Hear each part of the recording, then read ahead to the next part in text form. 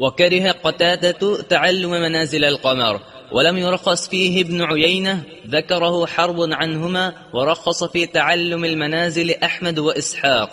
چاند کی منازل یا ستاروں کے احوال، ان تمام چیزوں کا علم حاصل کرنا کیسا ہے، قتادہ اس کو مکروہ اور ناجائز قرار دیتے ہیں، اور ابن عیینہ جن کا نام سفیان تھا وہ بھی اس کو ناجائز قرار دیتے ہیں.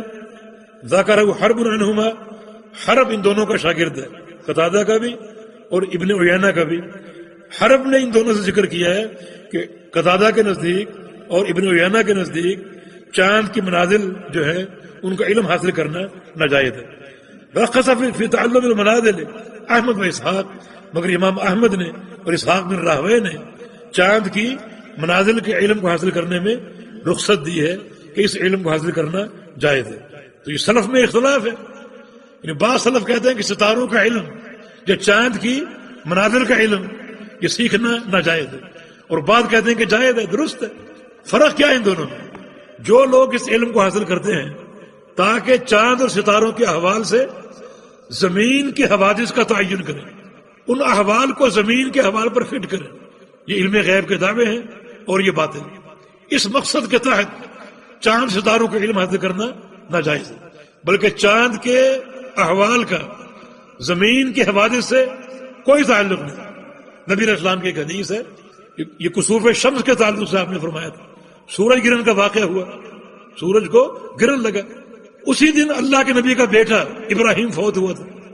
تو لوگوں نے کہا ابراہیم کی وفات اس لیے ہوئی، ابراہیم کی وفات پر سورج گرہن ہوا، ابراہیم کی وفات پر سورج گرہن ہوا. یہ ایک نشانی کہ انہوں نے چاند کے احوال یا سورج کے احوال کو زمین کے احوال پر منطبق کیا کہ گرہن کا سبب ابراہیم کی وفات ہے، احوال کو ملا دیا. اور رسول اللہ صلی اللہ علیہ وسلم نے یہ بات سنی، آپ نے منبر قائم کیا، صحابہ کو جمع کیا اور خطبہ ارشاد فرمایا کہ ان الشمس والقمر آیتان من آیات اللہ لا ينکسفان لموت احد ولا لحیاته فاذا رأیتم ذلك فافزعوا الى الصلاة. کہ لوگوں یہ چاند اور سورج اللہ کی دو نشانیاں ہیں، بس اللہ کی دو نشانیاں ہیں. انہیں گرہن نہ کسی کے پیدا ہونے پہ لگتا ہے اور نہ کسی کے مرنے پہ لگتا ہے. جب تم دیکھو چاند گرہن یا سورج گرہن تو سارے کام چھوڑ کر نماز کی طرف لاچار ہو جاؤ، مسجد میں پہنچ جاؤ اور نماز ادا کرو، اللہ کا ذکر کرو. ڈرو کہ اللہ تعالیٰ اتنی بڑی مخلوق سورج کو اپنے امر سے بے نور کر سکتا ہے، تو ہماری کیا حیثیت ہے؟ چاند کو بے نور کر سکتا ہے اپنے امر سے، چمکتے ہوئے چاند کو، تو ہماری کیا حیثیت ہے؟ ہم اللہ کا خوف کریں، اللہ سے ڈریں.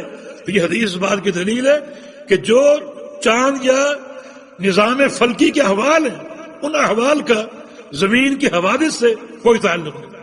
اگر ایک شخص چاند کا ستاروں کا علم حاصل کرتا ہے اس مقصد کے تحت تو یہ ناجائز ہے، اور یہ قول ہے قتادہ اور ابن عیینہ کا، اس بنا پر انہوں نے ناجائز کہا ہے. لیکن ایک شخص اگر ستاروں کا علم حاصل کرتا ہے، چاند کی منازل کا، تاکہ راستوں کا تعین کر سکے، منزل کا تعین کر سکے، اور بعض اوقات نظام فلکی سے قبلے کا تعین ہوتا ہے، جہاد کا تعین ہوتا ہے. یہ سارے مقاصد جو ہیں یہ مباح اور حلال مقاصد ہیں. ان مقاصد کے تحت اگر وہ فلکیات کا علم حاصل کرتا ہے، اس نظام کو سمجھتا ہے، تو یہ درست ہے. یہ محمل امام احمد حنبل کے قول کا، جن اس کو جائز قرار دیا. تو پھر دونوں مسئلے الگ الگ ہیں، ایک صورت میں ناجائز ہے، ایک میں جائز ہے.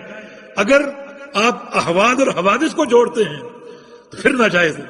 یہ علم غیب کے دعوے اور اللہ کے علم میں تدخل کے مترادف ہے.